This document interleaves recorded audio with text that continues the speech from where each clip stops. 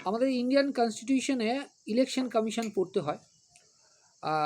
আমাদের ভারত হচ্ছে গণতন্ত্র দেশ এবং এখানে যে সরকার সেটা নির্বাচনের মাধ্যমে সরকার হয়ে আসে, সেটা রাজ্য সরকার হোক বা কেন্দ্র সরকার হোক।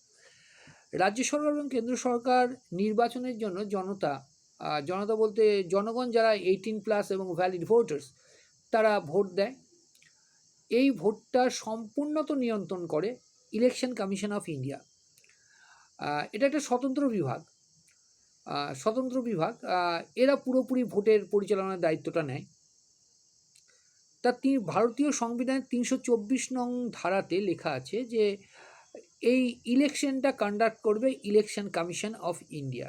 এক্ষেত্রে একটা কথা বলে নেওয়া দরকার যে আমাদের ইলেকশন কমিশন অফ ইন্ডিয়া দুটো জেনারেল ভোট করে, একটা হলো বিধানসভা, একটা হলো লোকসভা। দু ক্ষেত্রেই আমরা কমন ভোটার্সরা ভোট দিই এবং সরকার নির্বাচন করি। মোট কথা হলো সরকার নির্বাচনের জন্য যে ভোট কন্ডাক্ট হয় সেটাকে আমরা বলি জেনারেল ইলেকশন। এছাড়াও ইলেকশন কমিশন আরও কিছু ভোট কন্ডাক্ট করে, যেমন রাষ্ট্রপতি, উপরাষ্ট্রপতি, এই দুটো রয়েছে, এই ভোটটাও তারা করে, এবং রাজ্যসভা। তাই এই যে রাষ্ট্রপতি, উপরাষ্ট্রপতি এবং রাজ্যসভার ভোটে আমরা প্রত্যক্ষভাবে অংশগ্রহণ করতে পারি না। রাষ্ট্রপতির ক্ষেত্রে বলতে হয় যে এমপি অ্যান্ড এমএলএস, কিন্তু মনে রাখতে হবে এমপি, রাজ্যসভার যে এমপি আছে সেখানে রাষ্ট্রপতি কর্তৃক নমিনেটেড যে 12 জন সেজন ভোট দিতে পারে না। আর কেন্দ্রে লোকসভাতে 2 জন, অবশ্যই এখন সেটা না, 2 জন।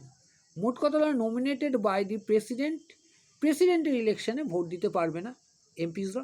এমএলএরা দেয়, কিন্তু এক্ষেত্রে কেন্দ্র শাসিত অঞ্চলের এমএলএরা ভোট দেয় না বা ভোটাধিকার নেই, একমাত্র দিল্লি আর পন্ডিচেরি ছাড়া। এবার উপরাষ্ট্রপতির ভোট কন্ডাক্ট করে থাকে ইলেকশন কমিশন অফ ইন্ডিয়া। এখানে আমরা দেখব যে এমপিরা ভোট দেয়, যেহেতু কাউকে নমিনেটেড নয় উপরাষ্ট্রপতি দ্বারা, তাই উপরাষ্ট্রপতি ভোটে প্রত্যেকটা এমপি ভোট দেয়, এমএলএরা পায় না। আরেকটা যেটা ভোট সেটা হচ্ছে রাজ্যসভার ভোট। আমরা দেখেছি এই 3টে ভোট কন্ডাক্ট করে কে? ইলেকশন কমিশন অফ ইন্ডিয়া, কিন্তু এটা ইনডাইরেক্ট ভোট হয়, আমরা ভোটে অংশগ্রহণ করি না।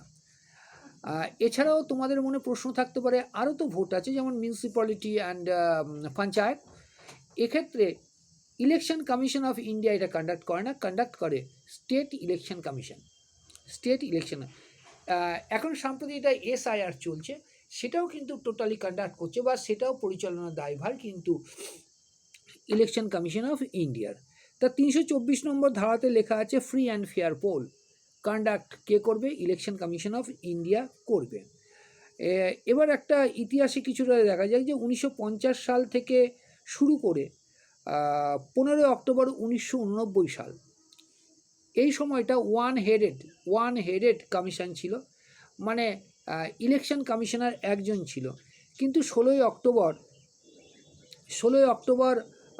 1989 সাল রাষ্ট্রপতি মহোদয় দুটো অতিরিক্ত ইলেকশন কমিশনার নিযুক্ত করলেন। তখন 3 হেডেড হলো, একটা হচ্ছে chief election commissioner of India আর দুটো deputy election commissioner of India.